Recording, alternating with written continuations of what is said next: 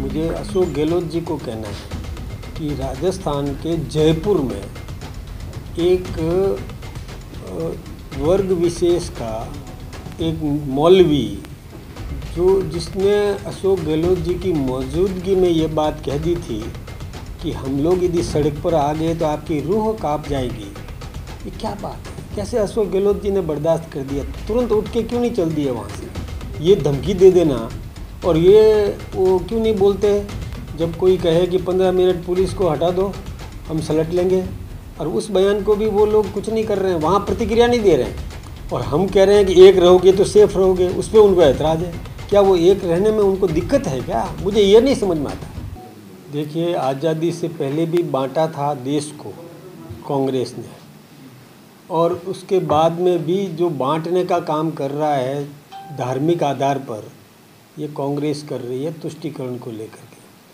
और हमारे देश के प्रधानमंत्री नरेंद्र भाई मोदी जी ने 140 करोड़ जनता को अपना परिवार माना है, और उन्होंने कहा है कि एक रहोगे तो सेफ रहोगे। तो अब इसमें कहाँ दिक्कत है? मुझे तो समझ में नहीं आता उन लोगों को क्यों ऐतराज़ है। दूसरी बात है कि बटोगे तो कटोगे, तो बटने का मतलब है कि क्यों बांटा जा रहा है। फूट रहेगी तो निश्चित रूप से हानि होनी है। इस बात को समझने की ज़रूरत है। अब कोई किस नज़र से देखता है, नज़रिया सबका अलग अलग है, लेकिन हमारा बहुत क्लियर है, साफ है कि एक रहो, देश की एकता में ही हम सब सुदृढ़ रहेंगे, मजबूत रहेंगे और सुरक्षित रहेंगे। ये बात तो बिल्कुल ठीक है, एक रहोगे तो सेफ रहोगे।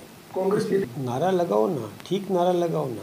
अब मैं एक बात बताऊं, मुझे अशोक गहलोत जी को कहना है कि राजस्थान के जयपुर में एक वर्ग विशेष का एक मौलवी जिसने अशोक गहलोत जी की मौजूदगी में ये बात कह दी थी कि हम लोग यदि सड़क पर आ गए तो आपकी रूह कांप जाएगी। ये क्या बात है? कैसे अशोक गहलोत जी ने बर्दाश्त कर दिया? तुरंत उठ के क्यों नहीं चल दिए वहाँ से?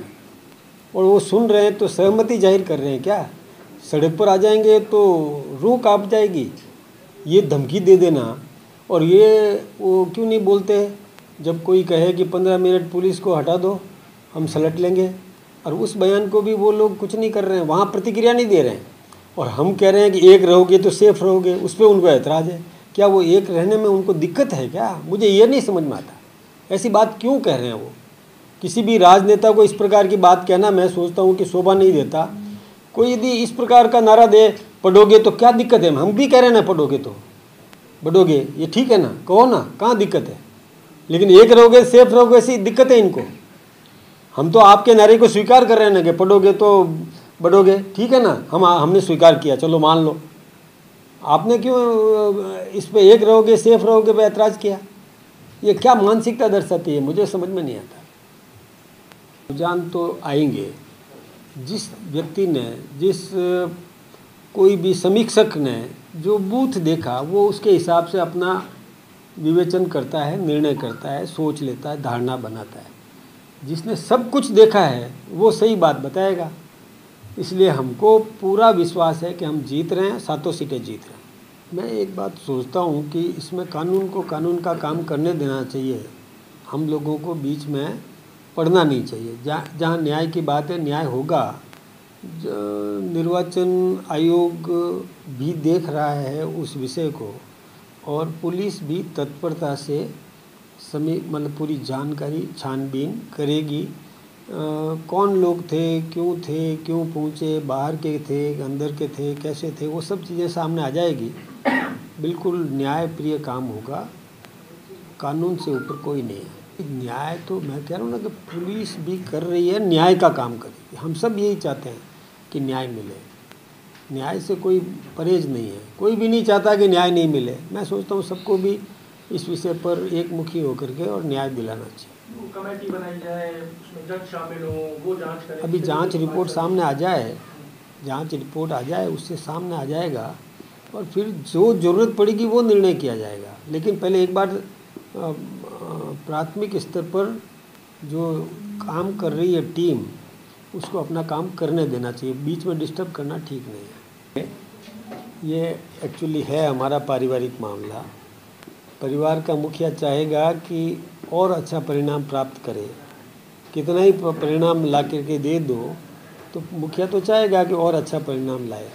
लेकिन मैं आपसे एक बात बताऊं कि हमने 60 लाख से ऊपर ऑनलाइन और 22 लाख ये ऑफलाइन, ऐसा करके हमने 82 लाख सदस्यता पूरी कर ली है। हमने 1 करोड़ 25 लाख का लक्ष्य तय किया है। अभी कुछ चुनावों में भी लगे रहे, उपचुनाव में, पहले हरियाणा वगैरह, ये जम्मू कश्मीर के चुनाव में भी हमारे कार्यकर्ता लगे रहे। तो जो ये सीमाएं हैं हरियाणा से जुड़ी हुई, उस क्षेत्र में थोड़ा और आगे बढ़ने की ज़रूरत है। तो ऑफलाइन काम करने की अब छूट मिली। कई जगह नेट की प्रॉब्लम रहती है, तो जहाँ OTP जनरेट करना पड़ता है, प्राप्त करना पड़ता है, तो इसके कारण से समस्या आती है। तो ऑफलाइन मेंबरशिप का हमने शुरू किया है, हम लक्ष्य हासिल कर लेंगे। समझो तो हमारे राजनेताओं के तो हर 5 वर्ष में परीक्षाएं होती है, एग्ज़ाम होता ही होता है, तो हमको तो हर बार परीक्षा देना ही देना है। इस हमारे तो राजनीति का ये होता ही होता है। लेकिन ऐसा कुछ नहीं है हमारे यहाँ पर। जैसे संगठन की बात करते हैं, इन्होंने संगठन का सवाल किया था, तो मैं बताऊँ हमारे यहाँ एक सतत प्रक्रिया है। वो प्रक्रिया ये है कि अभी सदस्यता अभियान से अब हमारा ये 20 तारीख के बाद ये शुरू होगा चुनाव अभियान, जिसमें पहले हम स्थानीय इकाई के चुनाव कराएंगे, यानी बूथ के चुनाव होंगे। बूथ की एक टीम का चयन होगा। बूथ की टीम में से फिर मंडल अध्यक्ष का चुनाव होगा, फिर मंडल से जिला प्रतिनिधि तय होते हैं, फिर जिला अध्यक्ष का चुनाव होता है, वोटिंग होता है। और जिले से जितने भी राजस्थान, अब उस जिले में विधायक है, उतने ही प्रदेश प्रतिनिधि चयन होता है। वो फिर प्रदेश अध्यक्ष को वोट करते हैं, फिर प्रदेश अध्यक्ष का चुनाव होता है। और प्रदेश से जितने मतलब लोकसभा के सदस्य हैं, उतने राष्ट्रीय प्रतिनिधि तय होते हैं, वो राष्ट्रीय अध्यक्ष को वोट करते हैं। तो ये प्रक्रिया है। इसमें वहाँ से जो चुन के नहीं आया वो जिलाध्यक्ष नहीं रहेगा, चुन के ही आना है उनको। तो अब कोई परीक्षा होगी कि नहीं होगी तो जनता करने वाली है, नीचे के स्तर से शुरू होगा ये। मैंने सारी प्रक्रिया बता दी आपको। मंडल अध्यक्ष, जिला अध्यक्ष, फिर प्रदेश अध्यक्ष का चुनाव होगा, तो प्रदेश अध्यक्ष का भी चुनाव होना है, उसके बाद टीम का गठन होना है। राजस्थान में तो नहीं बदलेगा प्रदेश अध्यक्ष? ये तो आप ज़्यादा जानते हो, मुझे तो नहीं पता।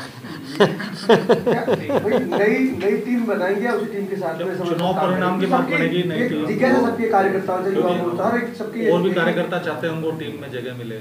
देखिए ये होता ही है, लेकिन ये ज़रूर मैं बता दूं कि प्रत्येक व्यक्ति को काम मिलेगा, प्रत्येक काम के लिए कार्यकर्ता भी मिलेगा, किसी को आराम नहीं करने दिया जाएगा।